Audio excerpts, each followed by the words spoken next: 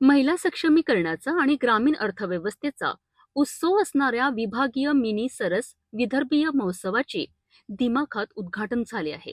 पालकमंत्री चंद्रशेखर बावनकुळे यांच्या हस्ते या महोत्सवाचा श्रीगणेशा झाला असून 8 मार्च पर्यंत चालणाऱ्या या महोत्सवात महिला उद्योजकतेचा नवा चेहरा पाहायला मिळणार आहे. अमरावतीच्या सायन्स कोर मैदानावर सध्या उत्साहाचे वातावरण आहे.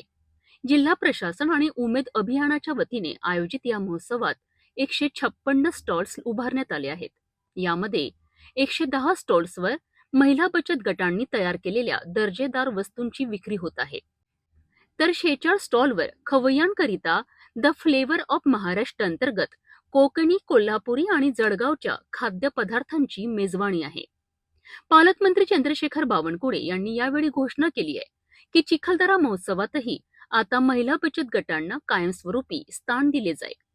तसेच 2026 पर्यंत अमरावती जिल्ह्यात 1 लाख लखपती दीदी तयार करण्याचे उद्दिष्ट सरकारने ठेवले आहेत. आरोग्य यंत्रणेचा विकास करण्याकरिता अमरावतीत टाटा ट्रस्टचे हॉस्पिटल उभारले जाणार असून चिखलदराच्या कॉफीचे जागतिक ब्रँडिंग करून आदिवासी महिलांना आर्थिक सक्षम केले जाणार आहे.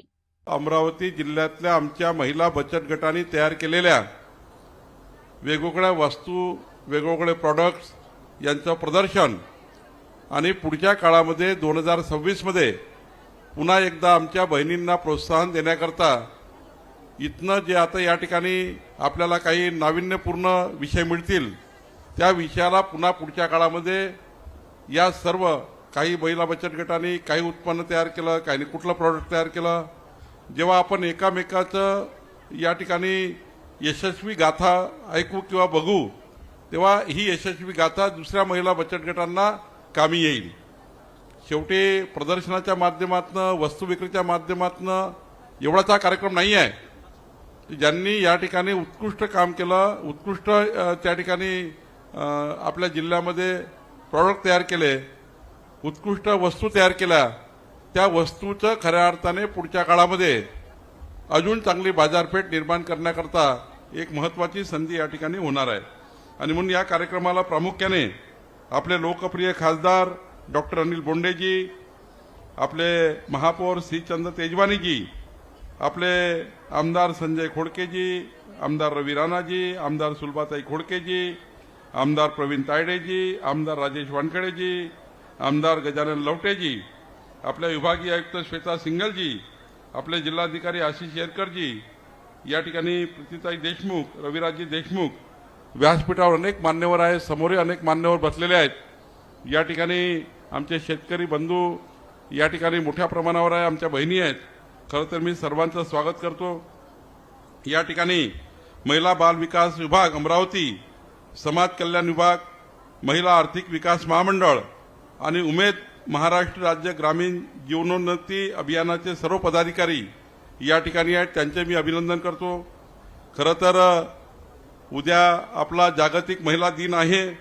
या दिनानिमित्त, या उद्याच्या दिनानिमित्त औचित्य साधून आपण आता जिल्हा परिषदेच्या सीओने मला सांगितलं की या जागतिक महिला दिनाच्या निमित्त आम्हाला या ठिकाणी हा कार्यक्रम करायचा आहे.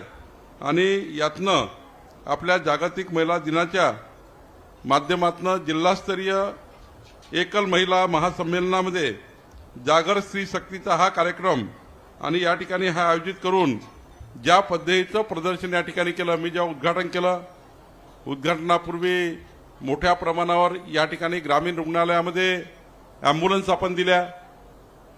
पुढच्या वर्षी आपण एकही हॉस्पिटलमध्ये ॲम्ब्युलन्स कमी राहणार नाही अशी व्यवस्था करतोय. 2026 मध्ये आपण आरोग्यावर खूप जास्त निधी खर्च करणार आहोत आणि त्यामुळं जनतेला त्यांचं आरोग्य मिळवून देणे, जनतेला सुदृढ ठेवणे, जनतेला जर एखाद्या कुणाला आजार होऊ नये ही परमेश्वराची प्रार्थना आहे. पण काही आजार झाला तर त्याला तात्काळ त्या ठिकाणी आरोग्य व्यवस्था मिळाली पाहिजे. याकरता यावर्षी मोठ्या प्रमाणावर आपण शासनातर्फे वेगवेगळ्या पद्धतीने योजना तयार करतोय. परवा माझं टाटा हॉस्पिटलच्या लोकांशी बोलणं झालं. बोंडे साहेब त्यांनी अमरावतीमध्ये आता टाटाचे एक हॉस्पिटल बांधण्यासाठी त्यांनी या ठिकाणी मंजुरी दिली आहे आणि एक टाटाचं मोठं हॉस्पिटल या ठिकाणी अमरावतीमध्ये. खरं तर ही टाटा ट्रस्ट जेव्हा हॉस्पिटल टाकतं तेव्हा एक चांगला त्या ठिकाणी फायदा त्या शहर जिल्ह्याला होतं. आणि परवाच माझी त्यांच्या जे CEO आहे त्यांच्याही चर्चा झाली. त्यांनी अमरावतीमध्ये एक टाटा हॉस्पिटल टाकण्यासाठी, टाटा ट्रस्ट हॉस्पिटल टाकण्यासाठी या ठिकाणी म्हणजे मान्यता दिली आहे. आणि त्यामुळं पुढच्या काळामध्ये आपल्या जिल्ह्याचा रोजगार, आपल्या जिल्ह्याचं आरोग्य हे चांगलं करण्याच्या दृष्टीने आपण या ठिकाणी काम करणार आहोत. पुढं आल्यावर मला या ठिकाणी आमच्या लाडक्या बहिणींनी ज्या अत्यंत महत्त्वाच्या वस्तू तयार केल्या, प्रॉडक्ट तयार केल्या, त्याचे आपण स्टॉल बघितले. खरं तर आपल्याला आश्चर्य वाटेल की आपल्या अमरावतीच्या महिला भगिनी इतक्या चांगल्या पद्धतीने या ठिकाणी महिला सक्षमीकरणाचं काम करतात आहे. खरं तर आज या ठिकाणी अनेक मान्यवरांची भाषणं झाली आहे. त्यांनी वेगवेगळ्या योजनांची या ठिकाणी आपल्याला माहिती दिली आहे. त्यामुळे मी जास्त वेळ घेणार नाही. पण खऱ्या अर्थाने 2018ला जेव्हा उमेदची सुरुवात झाली, जेव्हा महाराष्ट्रामध्ये देवेंद्र फडणवीसांचं सरकार होतं, आता पुन्हा आपला देवेंद्र फडणवीसजीचं सरकार आहे. जेव्हा 2018मध्ये उमेदची भूमिका आली, उमेदचं गठन झालं, तेव्हा निश्चितपणे या अभियानाच्या माध्यमातून मग हा अभियान इतकं मोठं झालं महाराष्ट्रामध्ये की उमेदच्या महिला बचत गटाची रचना इतकी वाढली की या जिल्ह्यामध्ये जवळपास 22,000 महिला बचत गटाची स्थापना झाली. एकट्या अमरावतीमध्ये 22,000 महिला बचत गट तयार झाले आणि यामध्ये 2,20,000 महिलांनी सहभाग घेतला. आणि या 2,20,000 महिलांमध्ये मला या गोष्टीचा अभिमान आहे की या ठिकाणी 40,000 महिला बहिणी आमच्या लखपती दिदी झाल्या. हे सर्वात महत्वाचं आहे की 2018ला त्या लखपती दिदीमध्ये नव्हत्या, पण उमेदच्या अभियानामध्ये मग वेगवेगळ्या शासनाच्या अभियानातनं त्या लखपती दिदी करण्याची योजना आली. केंद्र सरकारने लखपती दिदी योजना आणली आणि 40,000 बहिणींना लखपती दिदी म्हणून आपण या ठिकाणी पुढे आणण्याचा प्रयत्न केला आहे. खरं तर उमेदच्या अभियानामध्ये आणि उमेदच्या माध्यमातून महिलांना उद्योजक बनवण्याचं एक अभियान या ठिकाणी आपण सुरू केलं. आणि अभियान सुरू करताना आधी प्रशिक्षण द्यायचं. जोपर्यंत आमच्या बहिणींना वस्तू निर्मितीचं योग्य प्रशिक्षण मिळणार नाही तोपर्यंत योग्य वस्तू तयार होणार नाही, प्रॉडक्ट तयार होणार नाही. आणि म्हणून त्यांना प्रशिक्षण देण्याची योजना आपण तयार केली. व्यवसाय उभ्या करण्याकरता फिरता निधी, जसे या ठिकाणी माननीय बोर्डे साहेबांनी सांगितलं की मी या ठिकाणी नागपूर जिल्ह्यामध्ये जेव्हा पालकमंत्री मागचे 5 वर्ष होतो तिकडे आम्ही या ठिकाणी हा योजना तयार केली होती. आमच्या महिला बचत गटांना नेहमी कर्ज काढावं लागतं आणि कर्ज काढून त्या ठिकाणी आपला रोजगार उभा करायला लागतो. म्हणून यावर्षी आम्ही ठरवलं की कर्ज काढाच ते काढतील, कारण आता सरकारने लखपती दिदी योजनेमध्ये म्हटलं आहे की 5 लाख रुपयापर्यंत तुम्हाला बिना व्याजी, बिना गॅरंटी हे कर्ज मिळणार आहे. आणि त्यामुळं वापस करायला लागणार 5 लाख रुपये, पण बिना व्याजानं, बिना गॅरंटीनं. माझी विभागीय आयुक्ताला विनंती आहे की आपले जिल्हाधिकारी, विभागीय आयुक्त यांनी आता बँकेची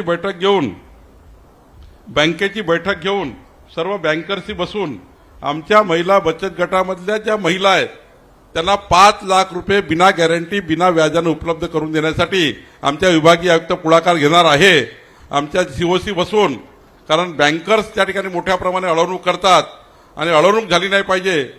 केंद्र सरकारने, प्रधानमंत्री मोदीजींनी असं म्हटलं आहे की जेवढ्या महिलांना लखपती दिदी करायचं आहे त्यांनी 5 लाख रुपयाची योजना घ्यायची आणि बिना गॅरंटी, बिना व्याजाने बँकेचे पैसे घ्यायचे